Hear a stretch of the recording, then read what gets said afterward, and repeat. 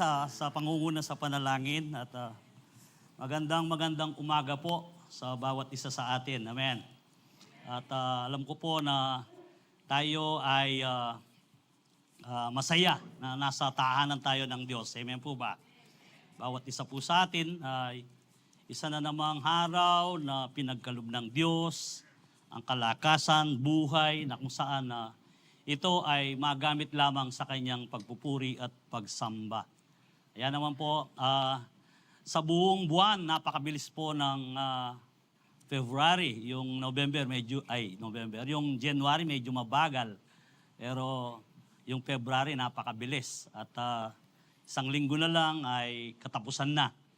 At atin pong tinalakay sa buong month kung papaano na ang kabuuan ng inaral natin at ito ay nasa experience the best of God's love.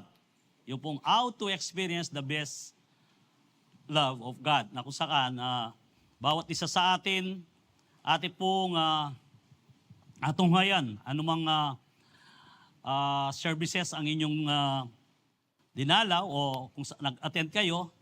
Ang una was experience God's best love through faith in Jesus. Naranasan po natin ang dakilang pag-ibig sa pananampalataya natin sa ating Panginoon. Sapagkat tunay nga naman, without faith, it is impossible to please God. Amen. Yung second week po was experience the best God love with obedient heart. Yung may mga pagsunod. Kumisan nga ay marami sa atin hindi pare-pareho ang tinatanggap nating blessing. At yung lamang na may roong fully surrendered o pagsunod sa Diyos, kumisan nakakaigit sila sa isang tao. Na halimbawa, yung iba, Kristiyano nga tayo pero bakit hindi tayo kaparehong blessed sa ating kaparehong kapatiran?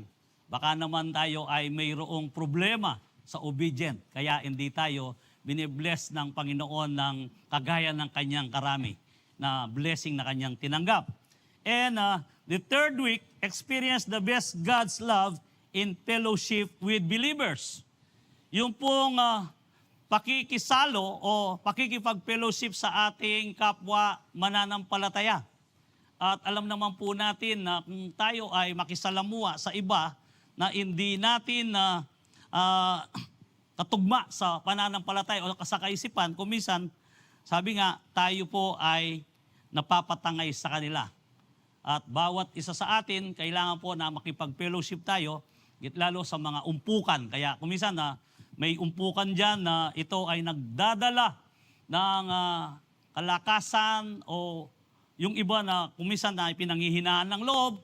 Pero kapag po ito ay nakarinig ng encouragement sa kanyang kapwa believers, naghiiba po ang kanyang spiritual na pamumuhay. Dala-dala niya na mayroon siyang pag-asa. Or kung minsan naman ay may mga bagay na gusto na siyang sumuko. Kapag ito ay natakel ang kanyang problema na eksakto na kanyang dinaranas, kung minsan ito po ay nakapagbabago ng kaisipan at sasabihin niya, ganito pala ang aking gagawin. Kaya kumisan po, napakarami pong benefits ang makikipag-fellowship. Kasi nga, sabi nga sa Hebrew 10:25, let us not neglect our meeting together as some people do, but encourage one another, especially now, the day of His return is drawing near. Higit lalo po na ito ay kailangan natin sapagkat sa pagdating ng ating Panginoon, baka tayo'y masurpresa, hindi na natin alam kung anong nangyayari sa ating environment o sa ating kapaligiran. Malaking epekto po ito sa atin, yung ating komunidad na kung saan tayo nakatira o kaya yung environment natin, malaking impluensya kung misa. Subalit, kung tayo po ay nakikipagsalamuha sa ating kapwa believers, kumisan, ang lahat ng ito ay nadidiscern natin. Amen. Kaya nga, sa araw na ito, atin naman pong aaralin ngayon, let's learn to experience the best God's love by dwelling in His presence. experience the best of God loves by indwelling in His presence. Ito po, paano mo ito ma-experience yung best love ng Panginoon? By His presence, sabi nga ng ating aaralin ngayon. Kasi, ang presensya po ng Diyos ay kakaiba sa mga bagay na kung saan na meron tayo o yung nakapagbibigay ng kapanatagan sa atin. Kuminsan, yan ay may kakulangan sapagkat yan ay temporary. Nagkukulang pa rin kahit na sabihin mo na ikaw ay mayroong sapat na pananalapi, resources, o kaya ikaw kuminsan ay walang karandaman o bagay na kung saan kayo ay nasa mabuting kalagayan. Pero kuminsan biglang mayroong kakulangan sa iyong sarili. Minsan mayroong ka ring lungkot na dinaranas at kagabi nga na habang ako'y nanonood ng balita, dalawang sikat na artista na sila ay may anxiety. Si Regine at ang kanyang asawa kasi daw wala silang show. Tingnan mo. Kung minsan kung titingnan mo, hindi nila alam kung ano ang maging dahilan upang maging kasapatan. Hindi naman sila pulube. Pero bakit sila dumaranas ng ganoon na mag-asawa? Kaya sabi ko nga sa aking misis habang pinapanood niya yung balitang yon, o tingnan mo yan, nakakaigit tayo sa kanila. Amen! Sapagkat ang presensya ng Diyos ay sumasa atin. Ito ang nagiging sapat sa buhay ng bawat isa na nagbibigay ng kapanatagan. Hindi mo man sila kagayang mayaman, pero ang nasa sa iyo ay si Kristo. Ang presensya ng Diyos ay sumasa atin. Kaya ang lahat ay napapagtagumpayan natin at ito po ay nagiging sapat sa bawat isa sa pamumuhay pang-araw-araw. Amen!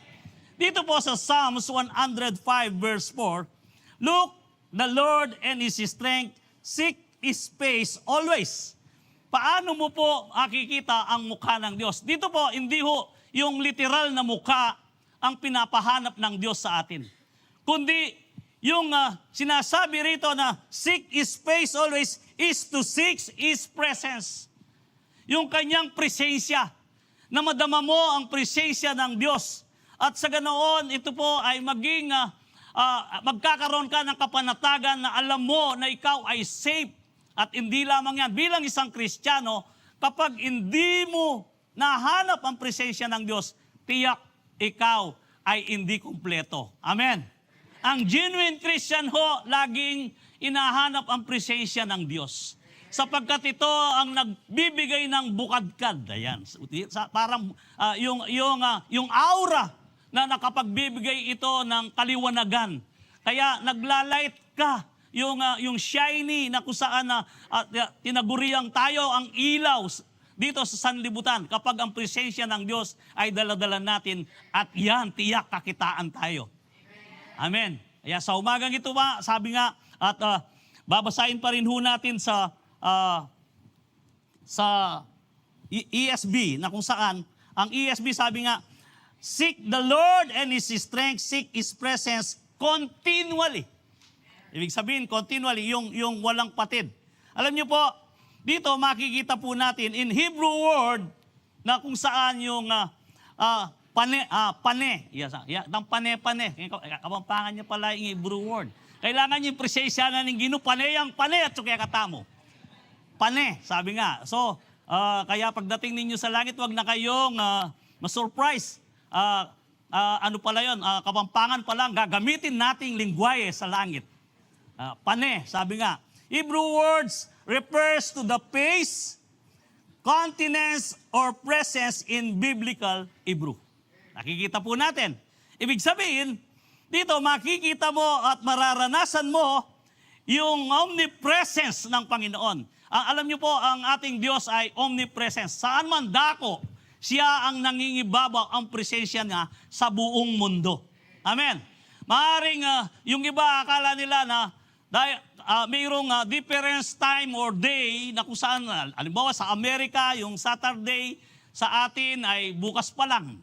Tama po ba ako o late tayo? Ngayon, kung halimbawa, kung wala ang Diyos doon, kung ang omnipresence ng Panginoon ay wala doon, kung sabay tayong manalangin sa tamang oras na pareho, pero hindi pareho yung araw, palagay niyo po ba, ang Diyos natin ay dito lang sa Pilipinas at siya ay tutugon, sa kanila hindi tutugon. Ibig sabihin, ang presensya ng Diyos ay laganap sa buong mundo. Amen. Kaya omnipresence. Pero iba po yung tangible, manifest, glorious presence. Iba ito.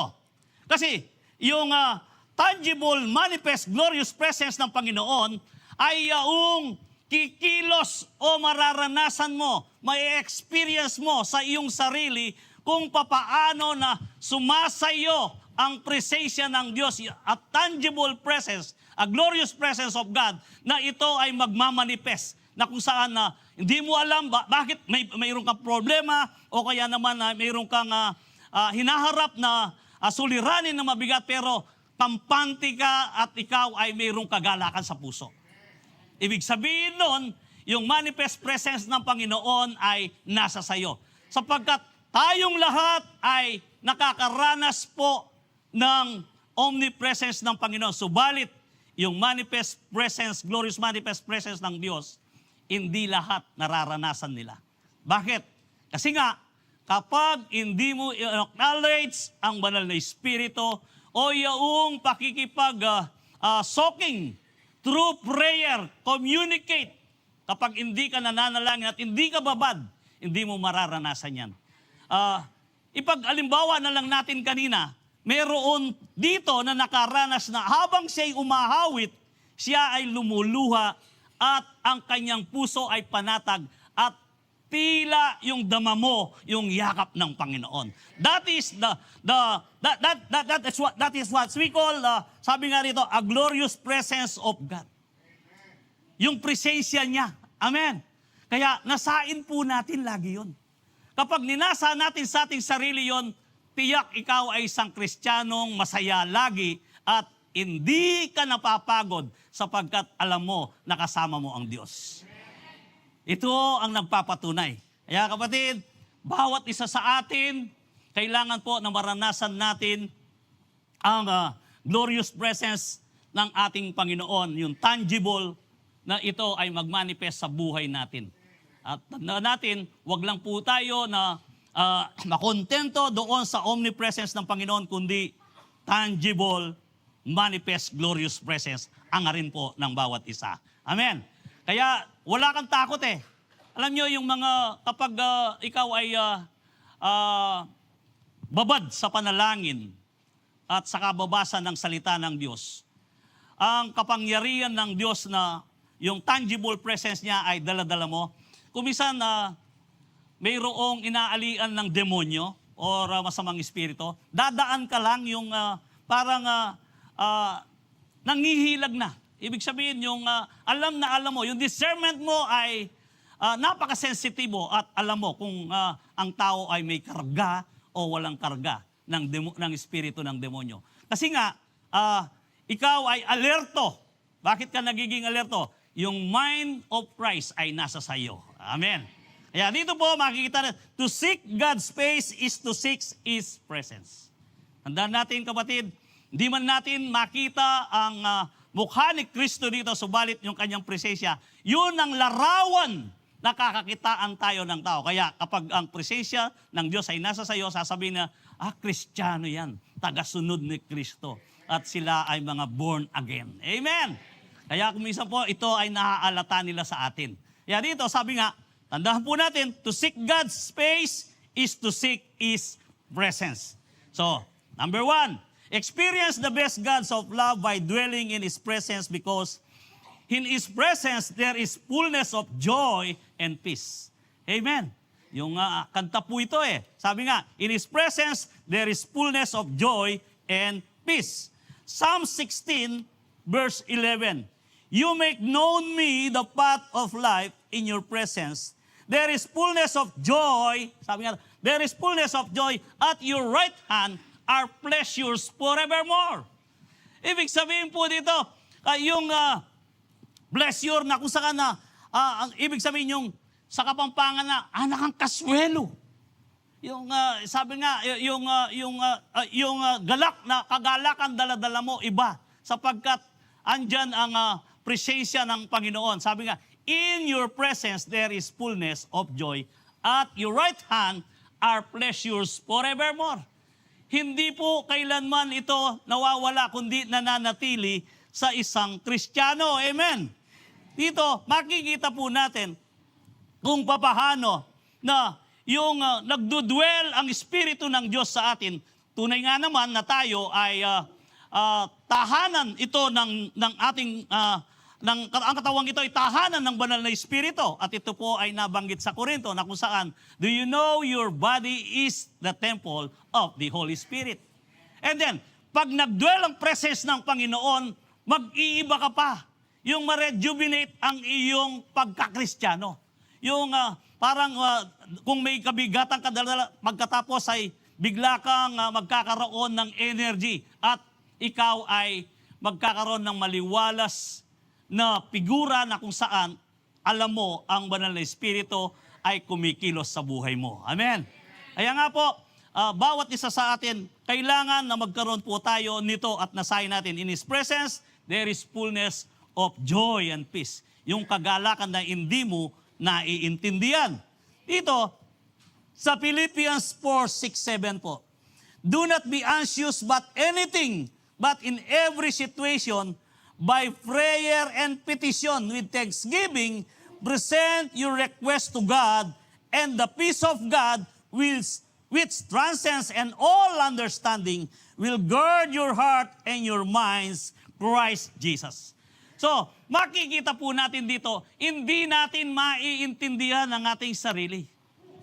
Yung kumisan na kahit na ano pa ang iyong hinaharap, o meron ka mang dala-dala na suliranin na alam mo na iniwan, pero panatag ka pa rin. At hindi ito may paliwanag ng mundo.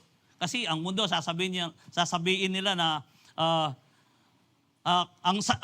kay saya mo pa, no? Parang wala kang problema, no? Sasabihin ng gano'n. Yung iba, alam nilang may problema kang malaki, pero tawa ka ng tawa, no? Tsaka kay saya-saya mo, parang wala kang problema. Kung minsan, sa isang taanan, makita mo yan. Halimbawa, magkakapatid kayo. Mayroon kayong problemang buong pamilya. At ikaw naman ay kakaiba. Pagkatapos mong nanalangin at pagkatapos mong inilagak ang lahat ng bigatin sa Panginoon, iba ka. Pagkatapos pupunain ka ngayon ng iyong mga kapatid. Tingnan mo siya, nakikipagkwentuhan pa, parang wala siyang problema. Gusto nila kung anong nararanasan nila ay mararanasan mo. Ang hindi nila alam ay sumasayo yung fullness of joy and peace na ibinigay ng Diyos. Hindi po nila naiintindihan yan.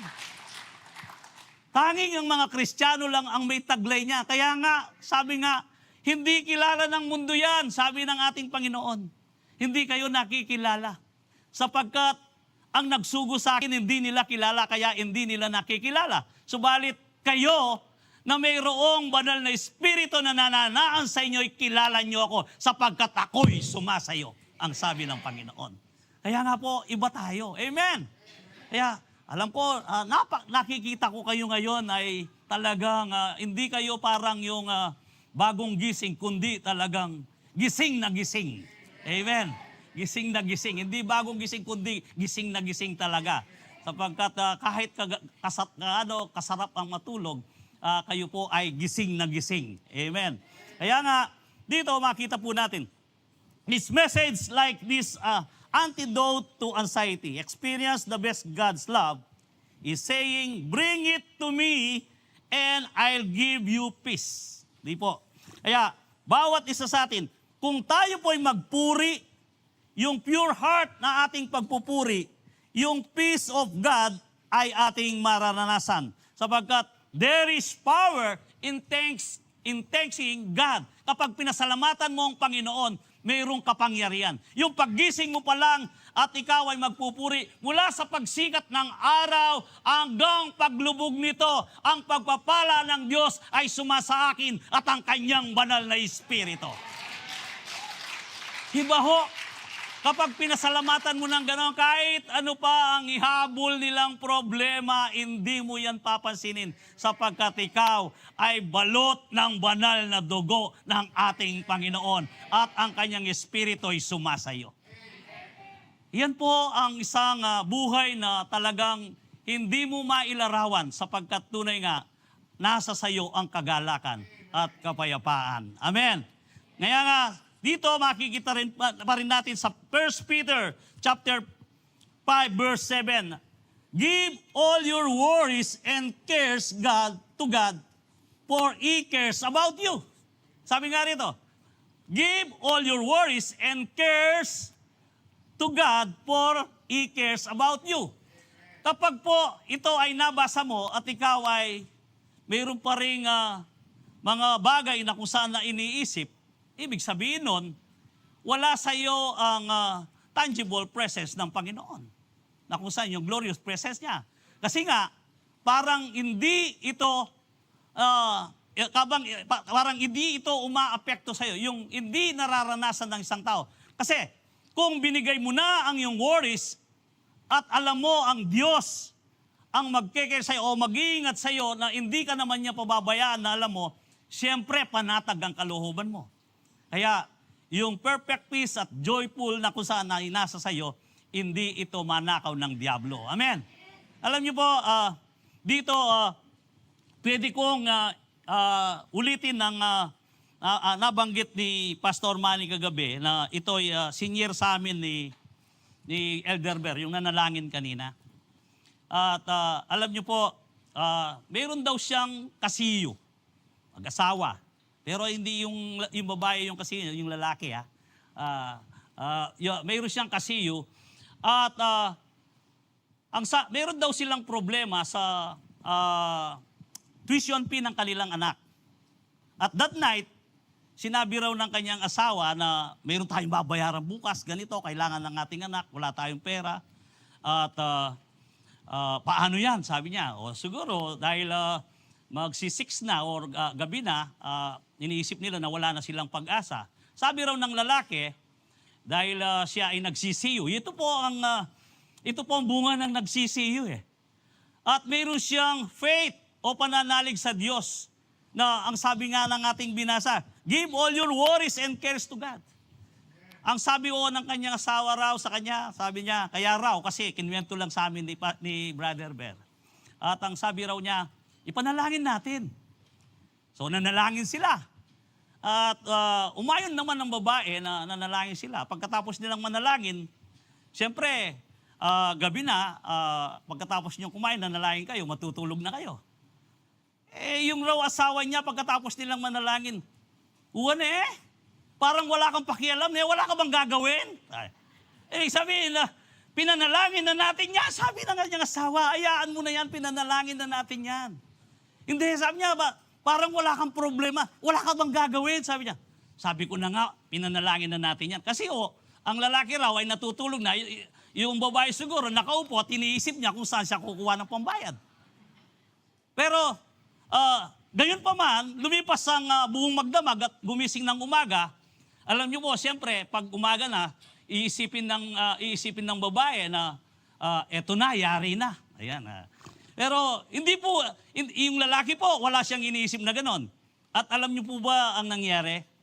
Na bago pumasok ng school ng kanyang anak, mayroong daw tumawag na dating may utang sa lalaki at siya ay nagbayad.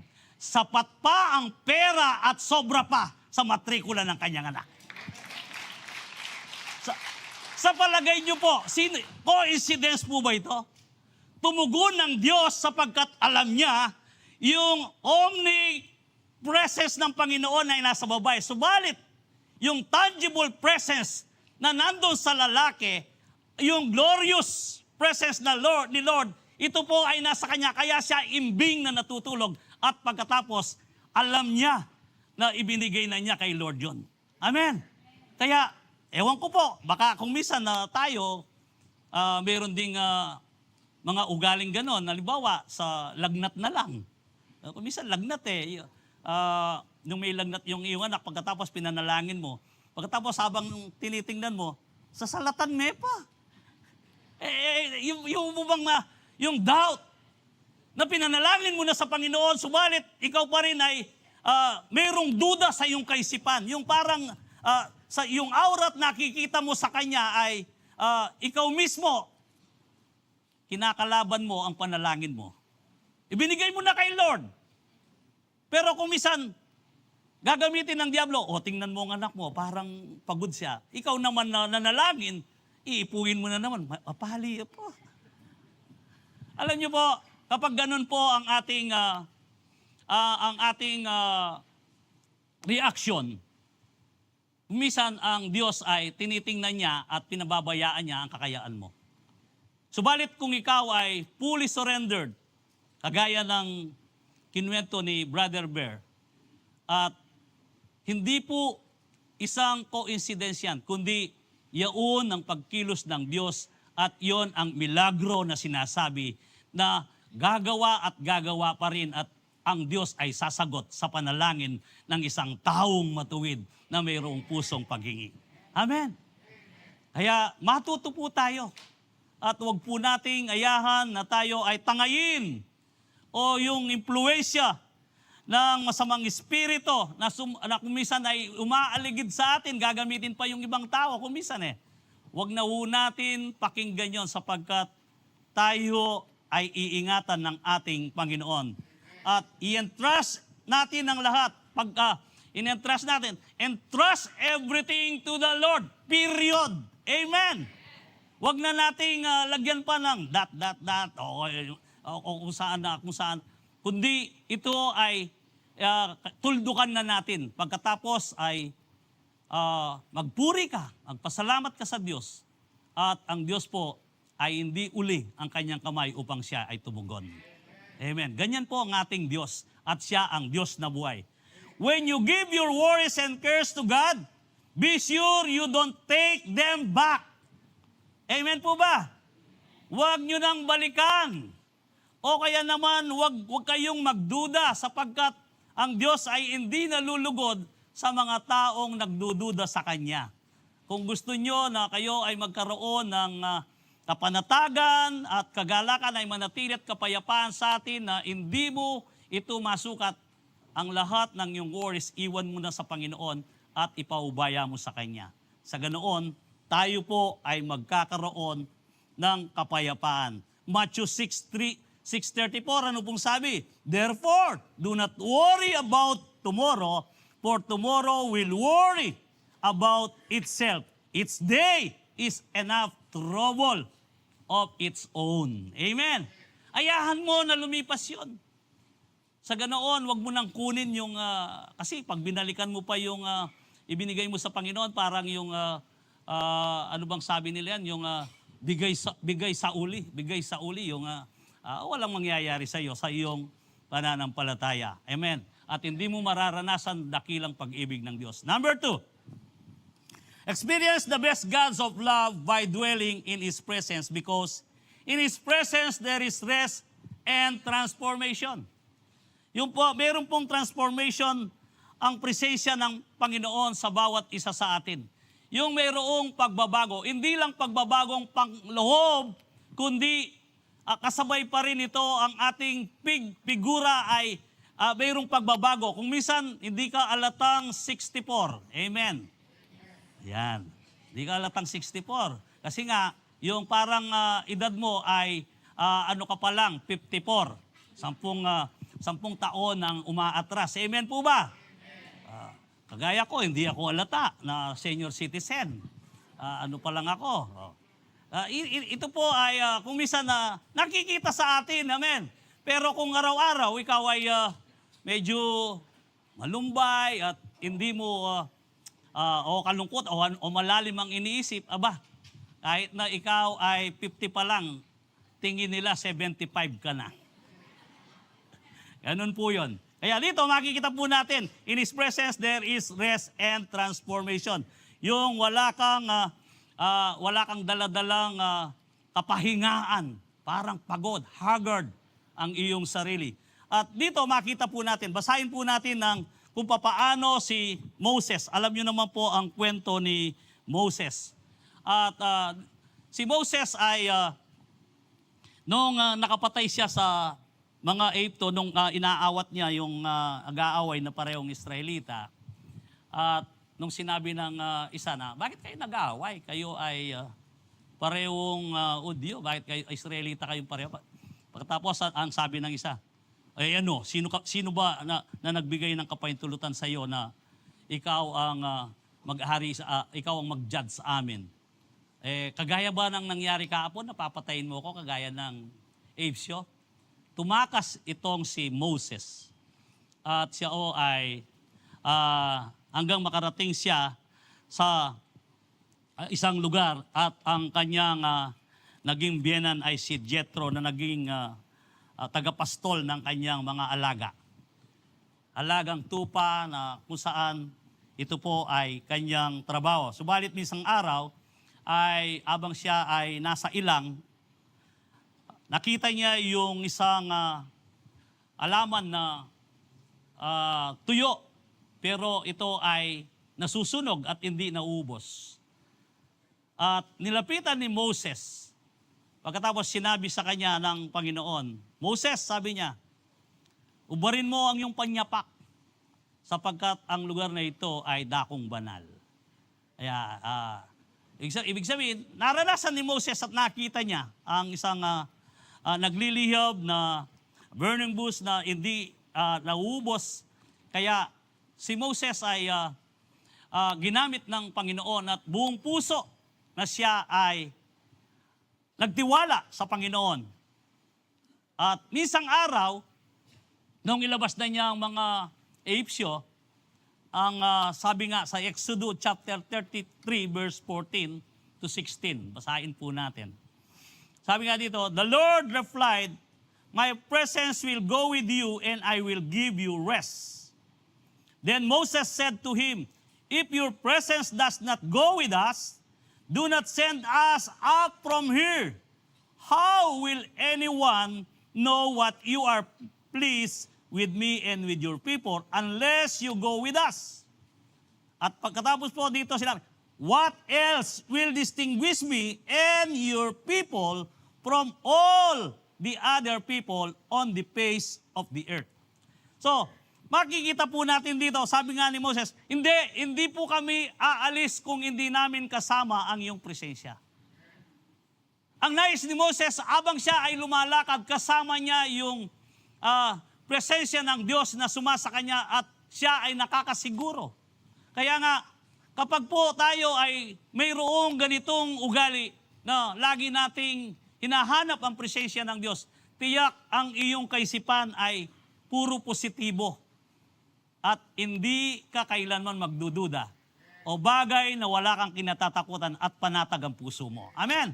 Kasi nga, mayroon kang kapayapaan, yung rest, at mayroon ding transformasyon sa iyong mukha na kung saan, o yung katauhan mo, yung figura mo na kung saan, na ikaw ay magkakaroon po ng isang pagkilos na walang halata na ikaw ay pinanghihinahan ng loob kasi nga hindi tataglayin yan. Kaya nga dito, nakita natin, at balikan po natin, my presence will go with you and I will give you rest, sabi nga dito. Then Moses said to him, if your presence does not go with us, not send us up from here, how will anyone know that you are pleased with me and with your people unless you go with us?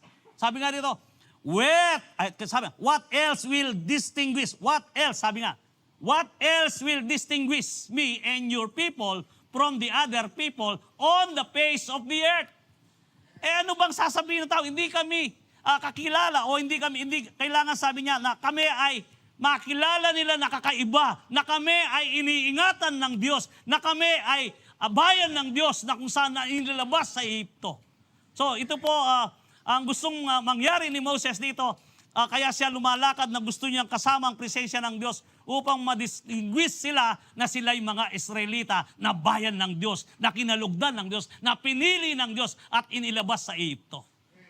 Kaya tayo madidistinguish kaya ng ibang tao ang ating pagkakristyano. Kailangan po na taglayin po natin yung presence ng Panginoon, yung rest na nasa sa atin, kahit anong kaguluhan, kahit anong bagay na kung saan sa kapaligiran natin, kailangan hindi tayo apektado sapagkat nasa sa atin yung presensya ng Diyos, yung rest na kung saan na mayroon tayong transformation sa ating puso na hindi na tayo kagaya ng iba na tayo'y sumasabay sa mga mainit na ulo. Kaya kung minsan, halimbawa, pagpalagay mo na lang po na ikaw ay nakapila, kapag nagkakagulo, sasabihin ng iba, sabi niya, talagang makanya naman kayong gobyerno eh. Yung ibang, yung walang dala-dala na presensya ng Diyos, anong sasabihin? Oo nga, sige sir, anuin ninyo, kanina pa yan.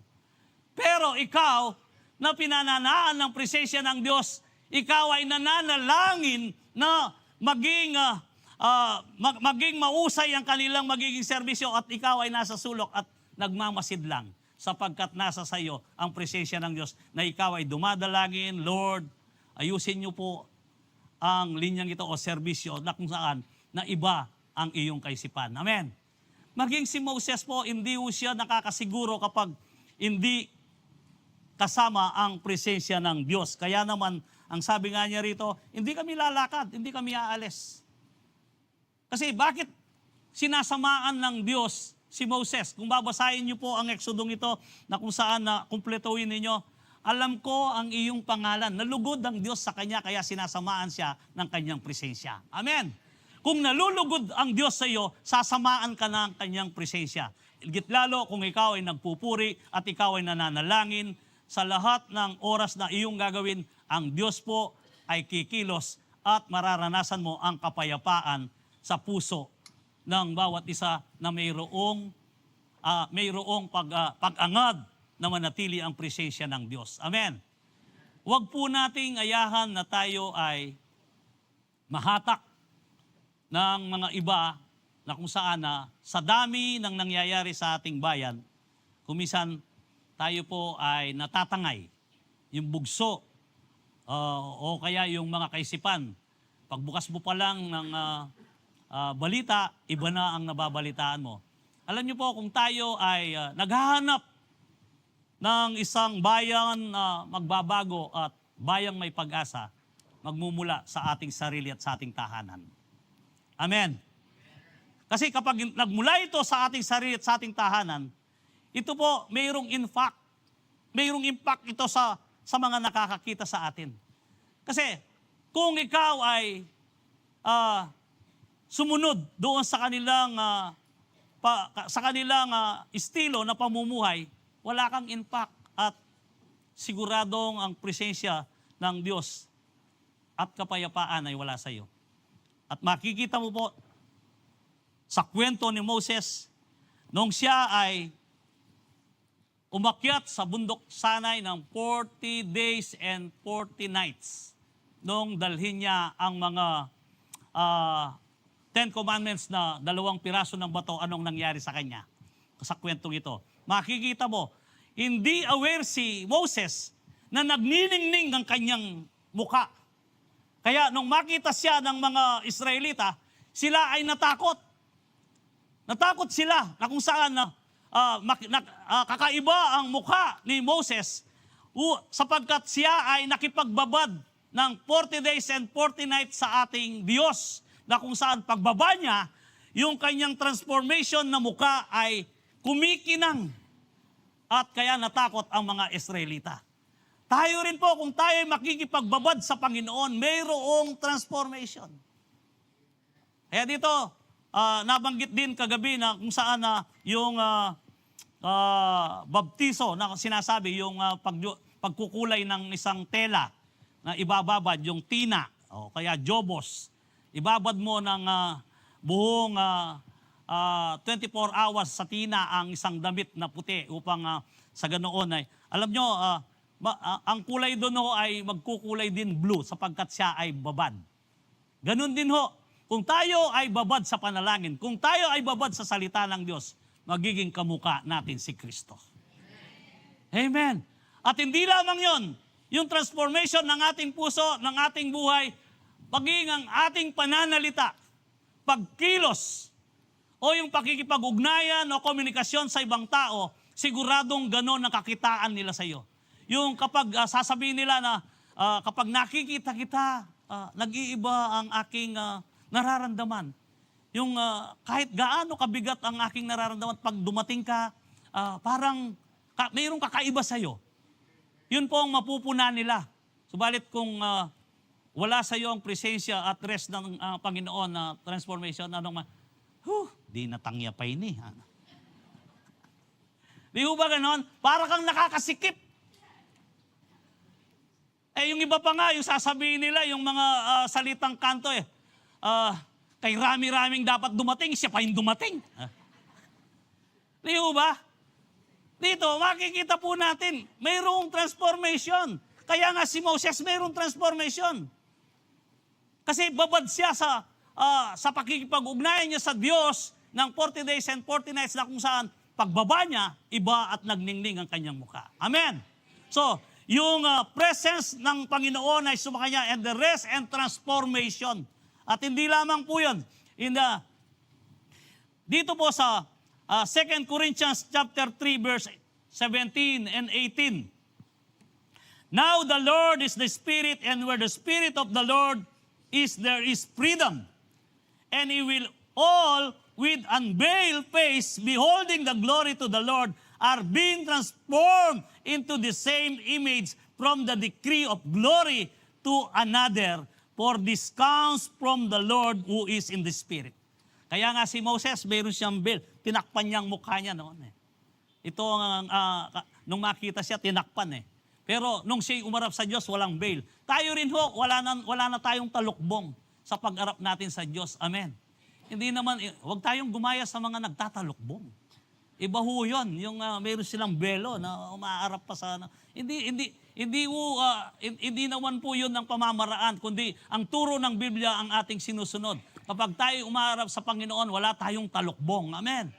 At inalis na ng Diyos yun upang sa ganoon tayo nga ay magkaroon ng maningning na mukha at makita ang kalwalatian ng Diyos sa bawat isa sa atin. Ito, kung paano sabi, now the Lord is the Spirit, and where the Spirit of the Lord is, there is freedom. May kalayaan. Kapag po andyan ang Espiritu ng Diyos, may kalayaan. Malaya ka sa anumang uri ng kasalanan. Malaya ka sa anumang bisyo.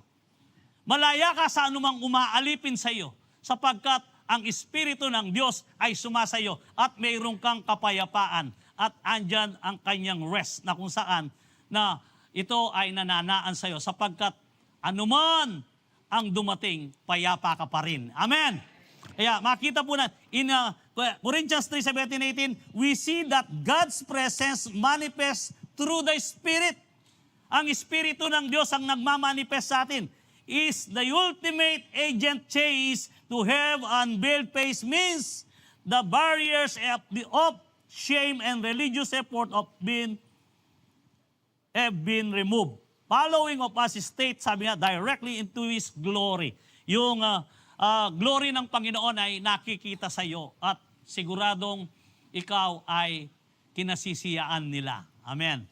Kaya dito makita po natin, this experience is opposite of quick fix. It is a progressive journey where we are transformed into His image.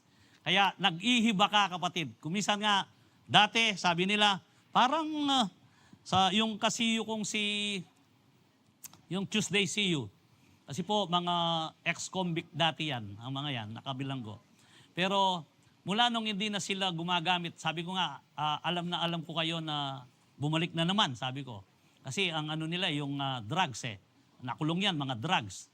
At kapag nagsisiyo kami ng Tuesday, sasabihin ko sa kanila, titingnan ko yung mukha nila. Iba ang figura mo ngayon Talagang ano ka na?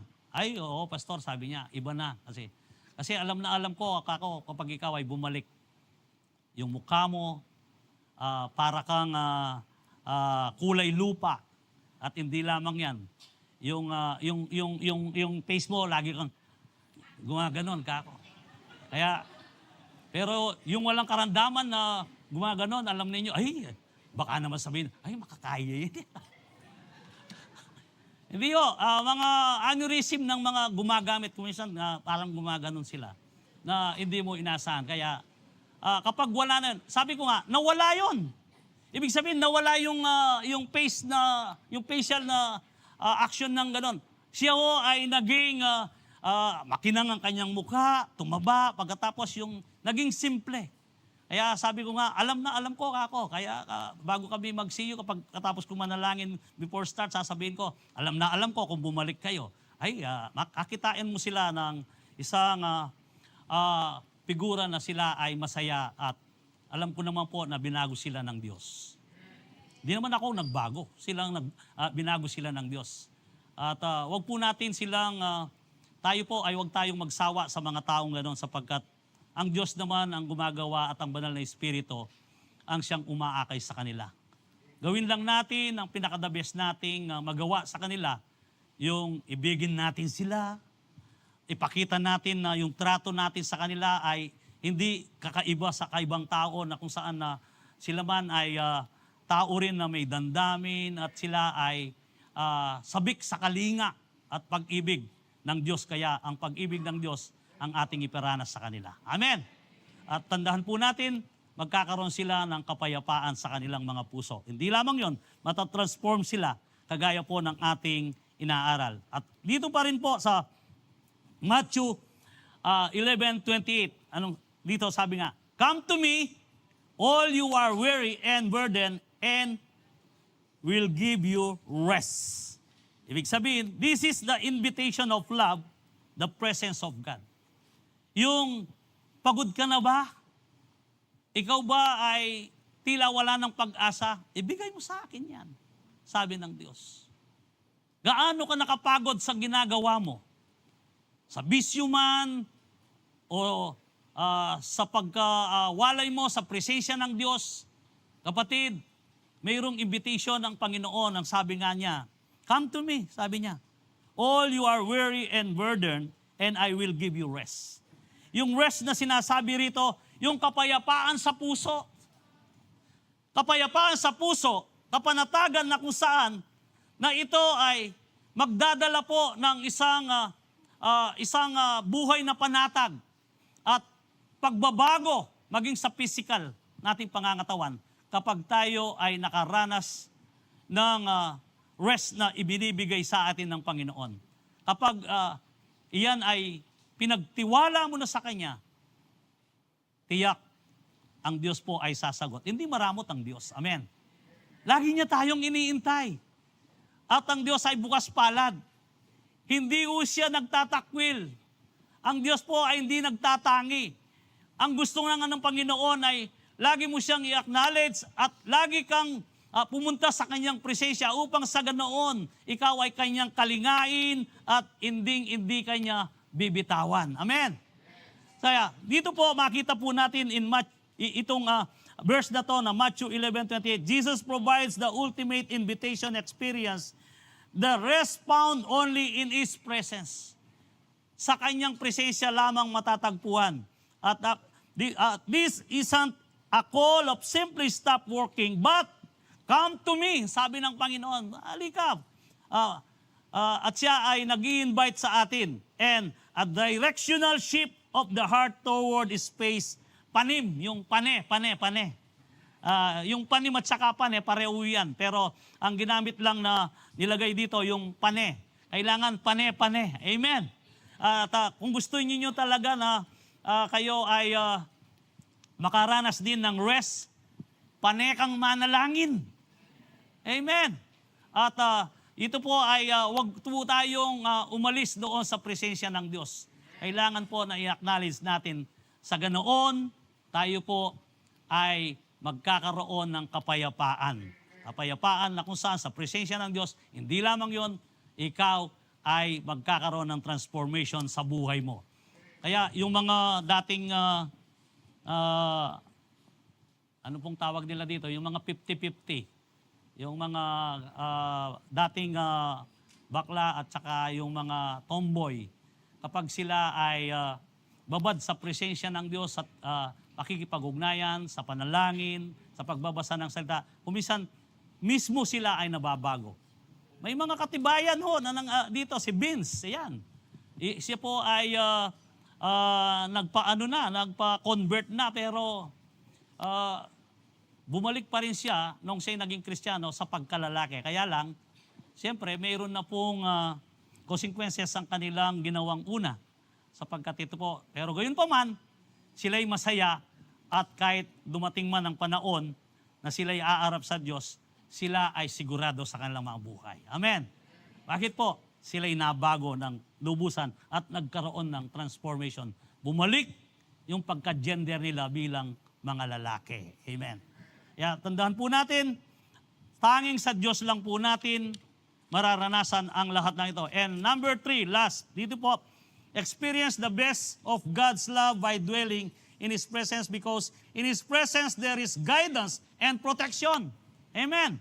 Yung guidance and protection ay mararanasan ng bawat isa kapag ito ay inanap mo ang presensya ng Diyos. Psalms 91, alam niyo man po natin yung Psalms 91. Kung babasahin mo ang buong Psalms 91 na yan ay napakakapangyarihan na verse at mga nakatala sa Psalms 91. Psalms 91, 1 and 2 lang po ang kukuha natin. He who dwells in the secret place of the Most High shall abide under the shadow of the Almighty. I will say of the Lord, He is my refuge and my fortress. My God, in Him I will trust. So, makita po natin ito, secret place. Meron siyang secret place. Ano ang secret place na yon? Tayo man ay may secret place. Kapag tayo po ay pinanghihinaan na ng loob at kung gusto mong magkaroon ng protection, yung secret place ay puntaan mo. Doon ka manalangin. At kahit saan lugar, mayroong itinalagang secret place ang Panginoon, yung pakikipag-ugnayan na personal sa Kanya. Kahit sa palengke man, kung minsan meron pa rin secret place, kahit sa sulok, hindi mo naririnig yung isara mo, yung room, yung closet, yung ibig sabihin, yung pandinig mo, at ikaw ay nakapokus sa Panginoon. Kung minsan, nararanasan mo yan. Kapatid, ibig sabihin no, in His presence, there is guidance and protection. At ang protection po ng Diyos ay hindi mawawala kung ikaw ay nag-aanap lagi sa Kanyang presensya. In Psalms 91 nga sa ating binasa, dito makikita po natin kung papaano si David na siya ay iningatan ng Panginoon. He who dwells in the secret place of the Most High shall abide under the shadows of the Almighty. Nilililiman ka ng pakpak ng Panginoon, yung nasa ilalim ng Kanyang pagkalinga. Amen. At ito po ay ibig sabihin ng secret place, devotion or dwelling intimate relationship with God by prayer. Ito po ang secret place natin. Kaya wag ho nating pabayaan ito upang sa ganoon, sabi nga, He is my refuge and my fortress. At dito, we see the experiencing the best God's love in found the secret place, the intimate private space of His presence, panim, yung pane. Yan. Ibig sabihin na ito po ay to dwell and abide means to stay consistently close, much like a child staying within a father's reach. Yung alam mo na hindi ito napapawalay. Kaya ito ay isang bagay na makikita mo yung alam mo na yung bata, di ba malakas yung loob ng bata kapag ikaw ay nandyan, alam niya na tinitingnan mo. O minsan alam niya kapag nadapa at siya ay itatayo mo. Kaya tayo din ho, kung tayo po ay naghahanap doon sa guidance ng Panginoon at sa Kanyang presensya, mararanasan natin ang protection. At sa 91:13, ano pong sabi? You will tread upon the lion and the cobra. You will trample the great lion and the serpent.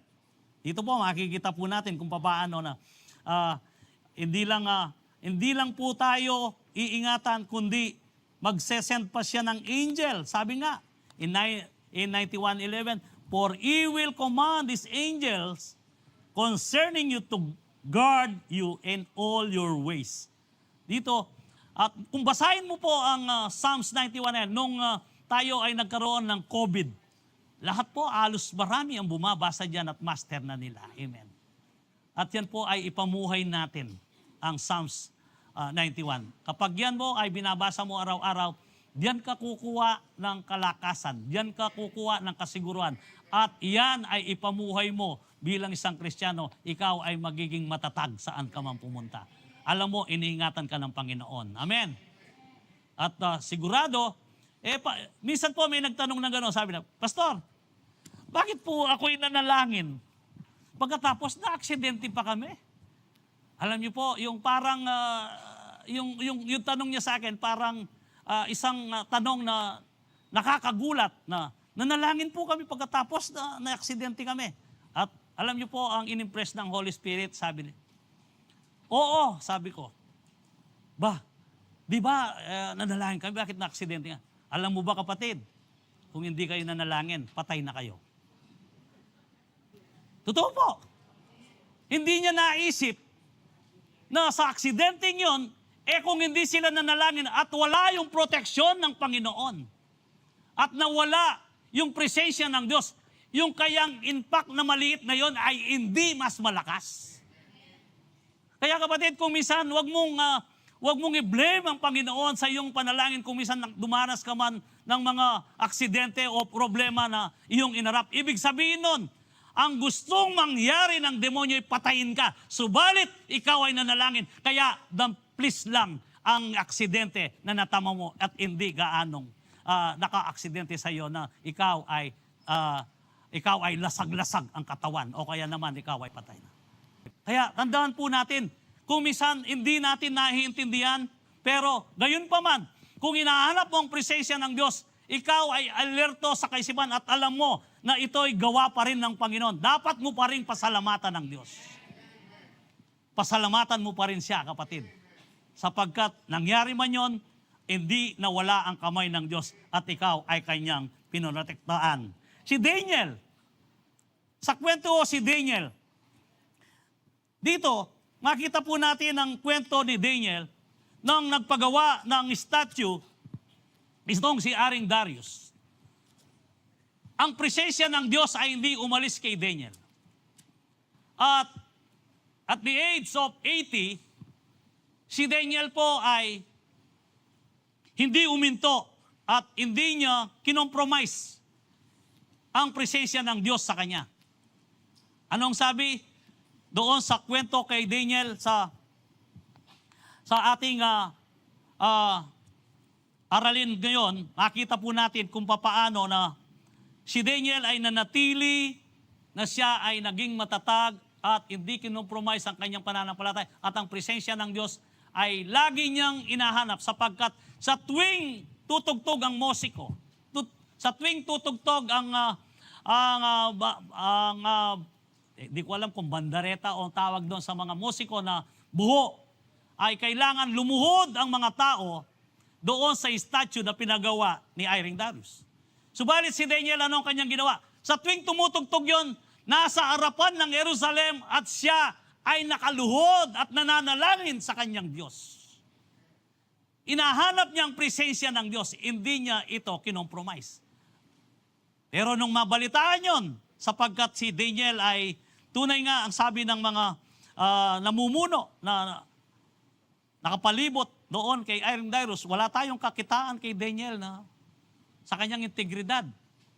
Siya ay isang taong mayroong integrity, pero sa reliyon niya, tingnan natin kung hindi siya babagsak. At ginawa nga nila, nagpagawa ng sinulsulan itong si Haring Darius, sabi niya, 1 buwan na ikaw ang magiging Diyos. Kailangan ng lahat ng tao araw-araw ay sumasamba sa iyo, pero si Daniel ho hindi sumamba sa rebulto na pinagawa ni Haring Darius. At siya ho ay itinapon doon sa kulungan ng mga leyon. At anong nangyari kay Daniel? Nung siya ay itinapon sa kulungan ng mga leyon, ang mga leyon ay mahimbing na ginawang unan. Ginawa niyang unan. Kasi nga, siyempre, hindi ba matutulog sa buong magdamag? At siya ho ay natulog doon sa kulungan ng mga leyon at kasama itong si Daniel. Pagkatapos, tinanong siya ni Haring Darius, Daniel, buhay ka pa ba? Ayan. Haring Darius, mabuhay po kayo at ako ay iniligtas ng aking Diyos na nagsugo siya ng anghel at isinara ang bibig ng mga leyon. Ayan. Pagkatapos, anong nangyari? Mayroon siyang protection. Anong nangyari? Lahat ng nagsutsut kay Aring Darius. Sila ay pinatapon doon sa kulungan ng mga leon. At makita nyo po at mabasa nyo ang kwento, sa taas pa lang, nilapa sila, mga bata, mga matatanda, hindi sila sumayad sa lupa. Ibig sabihin, gutom ang mga leon. Pero anong nakita natin kay Daniel? Kay Daniel nga, siya ho ay, in Daniel 6:22, my God sent His angel and shut the mouth of the lions. They have not hurt me because I was found innocent in His sight. Daniel history proves that the best of God's love experience when His presence become our primary residence, providing a supernatural protest that shield us even the most dangerous circumstances. Tandaan po natin, for He will command His angels, sabi nga, concerning you to guard you in all your ways. Yung Psalms 91 ho yan. Kahit anong mangyari, di ka pababayaan ng Diyos. Amen. Kasi ang Diyos natin, mayroong tengang nakikinig at may matang nakakakita at may kamay na malaki na kaya kang ipagtanggol at kaya kang protektaan. Ito po ang nangyari kay Daniel. Kaya kapatid, kapag ang presensya ng Diyos at ang guidance niya ang inanap nyo, sigurado, maging sa negosyo ninyo, tiyak, kayo po ay aasenso. Hindi lamang sa mga bagay na gusto mo, kundi sa kabuuan ng buhay mo. Kapag yan ay inanap mo, sigurado, yan ay makakamit mo ang proteksyon ng Panginoon. Amen. And dito, isa pa rin pong journey sa Bible, yung mga Magi, nung panahon ni Herodes, nung sila ay dumalaw at gusto nilang hanapin ang presensya ng Diyos ng mga Magi na to, na sila ay gustong sumamba sa ating Panginoong Yesus doon sa kanyang pagkasilang. Ano ang nangyari at alam natin ang kwentong ito?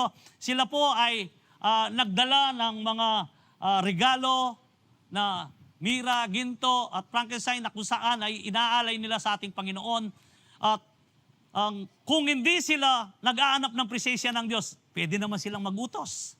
Mayayaman sila meron silang utusan. Sasabihin na, pakidala mo ito kay Joseph, kung saan yung tala na nakikita ninyo, basundan ninyo. Pakidala mo ito sa kanyang isinilang na anak niya na si Jesus. At hindi mo gano'n ang ginawa nila, kundi mismo, personal silang pumunta, sumamba sa ating Panginoon at dala-dala pa ang regalo. Kaya kapag tayo sumasamba, mayroon tayong kaakibat na dalang regalo sa Diyos. Amen. Kaya alam ko po ngayon na mayroon kayong daladalang regalo na ayon sa Panginoon sa pagsamba natin sa umagang ito. Tandahan natin, kapatid, tayo po ay hindi pababayaan ng Panginoon kapag yung guidance at presensya niya ang inaanap natin. Anong nangyari sa mga Magi? Nung sila'y natutulog, silang lahat ay nanaginip, hindi lang isa. Sila ay pare-parehong nanaginip na wag na silang dadaan sa kanilang dinaanang una. Kundi ang sabi ng anghel, mag-iba kayo ng rota sapagkat kapag kayo ay bumalik sa inyong dinadaanan, si Herodes papatayin niya ang sanggol.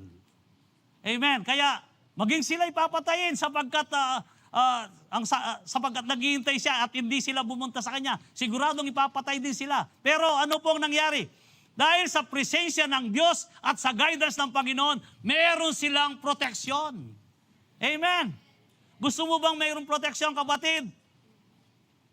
All the day of your life, hanapin mong presensya at guidance ng Panginoon. Tiyak, ito ay makakamit mo ang kasiguraduhan at sigurado kang poproteksyonan ng Panginoon. Amen. In Psalms 32 verse 7 and 8, you are my hiding place. You will protect me from the trouble and surrounds me in the songs of deliverance. Si David po ang nagsabi nito. At dito po sumagot ang Panginoon. Anong sabi? Sumagot ang Diyos, I will instruct you and teach you in the way you should go. I will counsel you with my loving eye on you. Ang sabi niya kay David. Ito ang sagot ng Diyos kay David. I will instruct you and teach you in the way you should go. I will counsel you with my loving eye on you. Susubaybayan kita at iingatan kita at hindi kita pababayan at tuturuan kita. I-instruct ko kung ano ang gagawin mo. Kaya si David, siya ay isang matagumpay na hari. Sa lahat ng labanan ay hindi siya nagapi. Amen. Mayroon siyang protection. Pinotektahan siya ng Panginoon. Kasi nalugod ang Diyos sa kanya. Kapatid, kung gusto mong mayroong protection sa iyong buhay, kinakailangan gawin mong hiding place ang Panginoon. Yung presence ng Panginoon, gawin mong hiding place. Doon ka magtago. Magtago ka sa hiding place na kung saan yung presensya niya, hanal at ikaw ay makipagbabad sa kanya, siguradong ang Panginoon bibigyan kanya ng protection. Amen. Kaya, akita po natin sa ating mga aralin kung papaano na ang Diyos ay hindi nagkukulang sa lahat ng kanyang mga anak. At ang pag-ibig ay kanyang ipinadama. Yung best love, God, yung best of God's love na ito ay kanyang pinadama sa pamamagitan ng pag-aanap ng presensya ng Diyos sa bawat isa sa atin. Sa umagang ito, kapatid, tandahan mo, to experience the best God of love, continually pray, praise, and worship Him everywhere at all times. Ito po ang dapat nating gawin. Huwag na huwag ho tayong uminto doon sa pag-aanap sa presensya ng Panginoon. Kaya bawat isa sa atin, gawin nating hiding place ang ating Panginoon ng kanyang presensya. Sa ganoon, maging ang ating mga pamilya at mga anak, mayroon mo silang proteksyon at hindi pababayaan ng Diyos sapagkat ibang mangako ang Panginoon.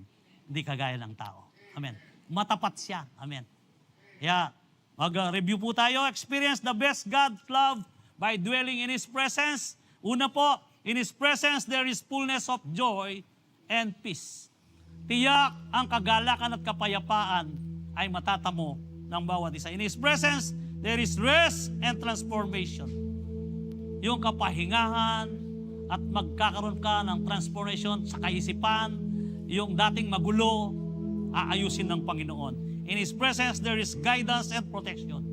Kung hanapin po natin yung guidance ng ating Diyos at ang kanyang presensya, tiyak mayroon kang protection. Ano man ang mangyari, hindi ka pababayaan ng Diyos sapagkat ito ang pangako niya. Christ in you, the hope of glory. We live within thee. Sabi nga. Tandaan natin, kapatid, ang ating paghahanap ng presensya ng Diyos, ito ay nakapagbibigay ng kasiguruhan sa ating buhay na inaarap at sa ating journey bilang isang Kristiyano. Amen. Sige po, tayo po ngayon ay tumayo at